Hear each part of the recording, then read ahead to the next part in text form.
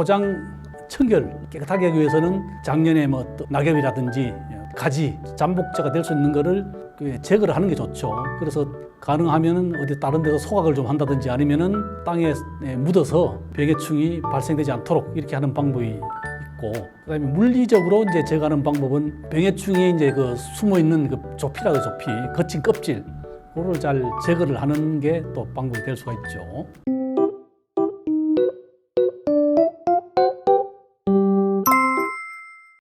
안녕하세요. 농사도사 최광렬입니다.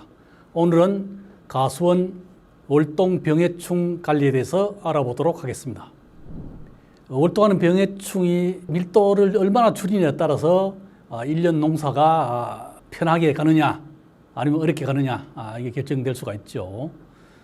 처음에는 잘 모르겠습니다만 생육기가 접어들면은 병해충이 기하급수적으로 이제 늘어나게 되죠.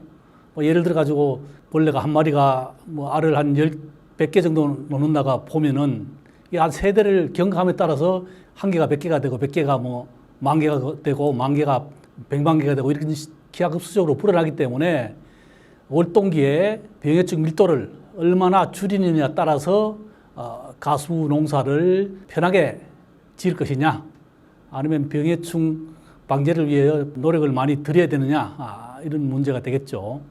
그래서 월동 병해충 방제가 그만큼 중요하죠. 월동 병해충을 방제를 하기 위해 가지고는 월동 병해충이 어디에 있는지를 좀 알아야 되겠죠. 그래서 일반적으로 작년에 병이 걸린 잎이라든지 가위라든지 아니면 전정하고 난 가지라든지 땅 속 아니면 나무 잘 보시면은 조피라 그죠. 거친 껍질 그런 속에 이제 해충들이 많이 월동을 하기 때문에 병해충의 월동처를 잘 관리를 어떻게 좀 하느냐 이렇게 따라서 병해충 밀도를 줄일 수가 있겠습니다. 월동 병해충 방제법을 크게 나누자면은 월동 병해충의 밀도를 줄이는 게 가장 급선무고요. 그다음에 주위 환경을 어떻게 좀 관리를 좀 잘 하느냐, 그다음에 기주식물을 좀 적절하게 통제를 하느냐 이게 상당히 중요하죠. 그래서 이제 월동 병해충의 밀도를 줄이기 위해서 포장 청결 깨끗하게 하기 위해서는 작년에 낙엽이라든지 가지, 잠복자가 될 수 있는 거를 제거를 하는 게 좋죠. 그래서 가능하면은 어디 다른 데서 소각을 좀 한다든지 아니면은 땅에 묻어서 병해충이 발생되지 않도록 이렇게 하는 방법이 있고, 그다음에 물리적으로 이제 제거하는 방법은 병해충이 이제 그 숨어 있는 그 조피라고 조피, 거친 껍질, 그거를 잘 제거를 하는 게 또 방법이 될 수가 있죠. 사과, 복숭아 이런 주간부에 흰색 페인트를 이렇게 칠하는 경우가 있는데, 흰색 페인트를 칠하는 때도 꼼꼼하게 밑에 지제부까지 완전히 칠하는 게 좋죠. 그 나무 이제 주간이 있으면 밑에 이제 흙이 좀 있는데 저거 좀 긁어내고 그 밑에까지 다 칠하고 다시 이렇게 흙을 덮어주는 그렇게 하면은 아무래도 동해 예방 효과가 있고요.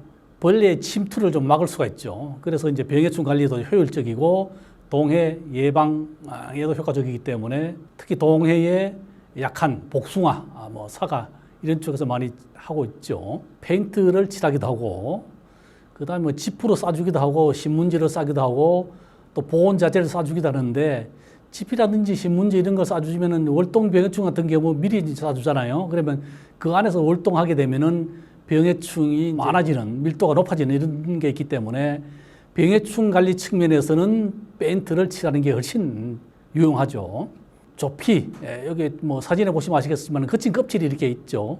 요 안에 사이사이에 응애라든지 깍지벌레라든지 이런 해충이 월동을 하기 때문에 좀 벗겨주는 게 좋죠. 벗겨주는데 나무 긁어서 이제 이렇게 인력으로 이렇게 하면 좋은데 인력 사정이 안 좋기 때문에 최근에는 그 고압 살수기 여기 이제 나와 있어가지고 올라다가 하면은 비교적 좀 수월하게 조피를 제거할 수 있겠습니다.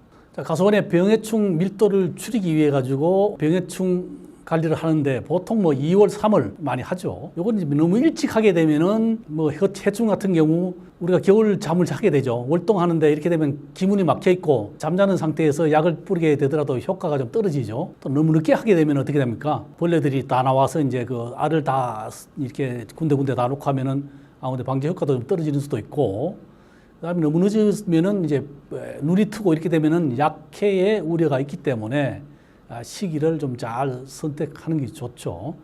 요거는 시기 같은 경우는 각 시군의 농업기술센터에 자문을 받아서 하게 되면은 훨씬 효과적이겠습니다. 농촌진흥청에서 2월 3일 이제 발표된 걸 보면은 기존에 우리가 꼬마 배나무이라고 알고 있는 해충이 유전자 분석을 통해서 그게 잘못됐다. 그렇게 해가지고 주경 배나무이 변경이 됐더라고요, 보니까. 그래서 방제법이나 이런 건 전부 꼬마 배나무이에 준해서 하면 되고요. 이름만 바뀌었다 이렇게 보시면 되겠습니다. 최근에 온도가 높아지고 이러기 때문에 방제 시기가 좀 당겨지는 이렇게 있죠. 보통 방제 시기는 하루 이제 최고 기온이 한 6도 이상 되는 날을 이제 며칠이 되느냐, 이렇게 누적 일수를 계산을 하는데 보통 16일에서 20일 정도 되면은 배나무 이제 그 조피 거기서 이제 월동하던 성충이 거의 한 80% 정도가 나무로 이제 이동하게 되는데 요때 방제를 하게 되면은 가장 효과적이죠.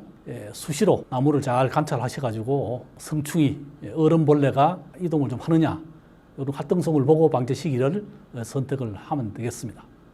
최근에 이제 기상이 자꾸 녹 때문에 방제 시기가 예년에 비해서 한 5에서 7일 당겨지는 걸로 이렇게 조사가 나와 있죠. 점점 빨라지기 때문에 예년보다 중부지방 같은 경우는 방제 적기가 한 10일 정도 빠른 것으로 이렇게 예측을 하고 있습니다. 주로 이제 병해충 관리를 위해 가지고 기계유 유제를 많이 사용하게 되는데 기계유 유제 같은 경우는 매년 중복적으로 살포하게 된다든지 이렇게 하면은 특히 이제 수세가 약한 나무라든지 이런 데는 약해라든지 아니면 수세가 떨어지는 이런 염려가 있기 때문에 주의를 하셔야 되고요. 기계유 유제가 아닌 대체품 원샷 50일 액제를 살포하는 것도 좋은 방법이 되겠습니다. 원샷 50일 액제는 한 250배액으로 희석하셔가지고 살포하시면 되겠습니다. 요 살포하실 때는 충분하게 골고루 묻도록 가지 끝에서부터 거의 지표면까지 좁히 이제 거친 껍질 사이사이에 다 들어갈 수 있도록 충분히 살포하시는 게 좋습니다. 그러니까 우리가 뿌릴 때 한쪽 면만 뿌리는 게 아니고 한쪽 면 나무가 있으면 이쪽 면으로도 뿌리고 반대편으로 뿌리고 이렇게 꼼꼼하게 이렇게 월동병해충은 그렇게 관리를 하시는 게 좋습니다. 농촌진흥청 자료를 참고를 좀 하시면은 주경 배나무이, 기존의 꼬마 배나무이로 알려진 주경 배나무이 나무 이동 시기에 대한 조사 결과가 있으니까 그걸 참고 좀 해주시기 바랍니다. 해충 중에 나무좀 방제 시기에 대해서 좀 알아보면은요. 나무좀은 보통 다른 거하고 틀려가지고 오후 2시에서 3시경에 기온이 한 20도 이상일 때 이때 많이 날아다니기 때문에 이때 방제하시는 게 훨씬 효과적이고요. 나무의 전목 부위 이를 꼼꼼하게 살포하는 것이 좋습니다. 월동병해충 방제 기계유 유제도 많이 하지만 석회유황합제를 많이 살포를 하는데 석회유황합제는 이게 석회 성분이 강한 알칼리성이죠. 그래서 병균, 균체라든지 이병 조직, 해충의 함부 이런 거를 부식시켜서 기계적으로 파괴가 되죠. 그렇게 하는 역할을 하고 황 자체적으로도 조직 내에서 탈산소 작용과 황화수소, 살균 및 살충 작용에 의해서 병이라든지 해충의 방제 효과가 있죠. 일반적으로 부식한다 그러면 무슨 병해충을 부식하냐 이렇게 생각하는데 그 병해충의 조직을 이제 응고를 시킨다든지 손상을 시킨다든지 붕괴, 개사 이렇게 하는 것을 이제 여기서는 부식이라고 합니다. 자, 보통 석회 유황합제를 살포할 때는 개화 이전에 이제 뿌리게 되는데 이때 조직이 약하잖아요. 생장 억제 역할을 하는 EBI 계통의 농약들이 있죠. 디리코나졸이라든지 디페노코나졸, 헥사코나졸이라든지 이런 바크라부타라졸 이런 계통의 농약은 될 수 있는 대로 이제 이 시기에 살포를 하지 않는 것이 좋죠.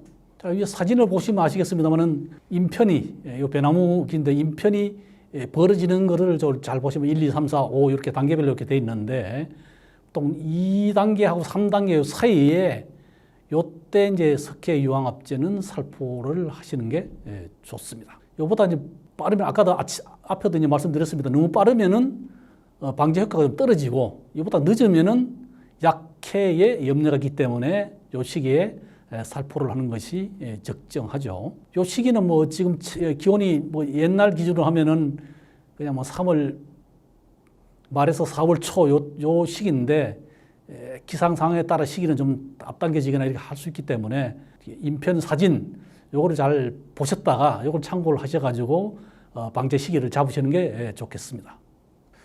요 석회 유황합제 살포 시기가 화상병 방제 시기하고 좀 겹치는 경우가 있기 때문에 개화 시기는 점점 빨라지고 있고 석회 유황합제 시기를 조금 당겨서 화상병약을 살포할 수 있도록 간격을 좀 주는 게 좋죠. 석회 유황합제를 살포를 하게 되면은 가피, 얼룩, 반점병도 이제 줄어드는 효과가 있기 때문에 살포를 하시는 게 좋고요. 유황합제 살포하고 나서 이제 동제, 구리가 함유된 제제를 사용할 때는 보통 일주일에서 10일 정도 간격을 두고 살포를 하시고, 아까도 말씀드렸습니다. 나무 밑에 가지라든지 낙엽 같은 게 충분히 제거가 안 돼 있으면은 나무에도 좀 꼼꼼하게 좀 뿌려야 되지만은 지표면, 가수원 표면에도 좀 살포를 하시는 게 월동병해충 관리에 효율적으로 관리가 되겠습니다. 오늘은 가수원 월동병해충 관리에 대해서 알아보았습니다. 지금까지 농사도사 최광렬이었습니다. 감사합니다.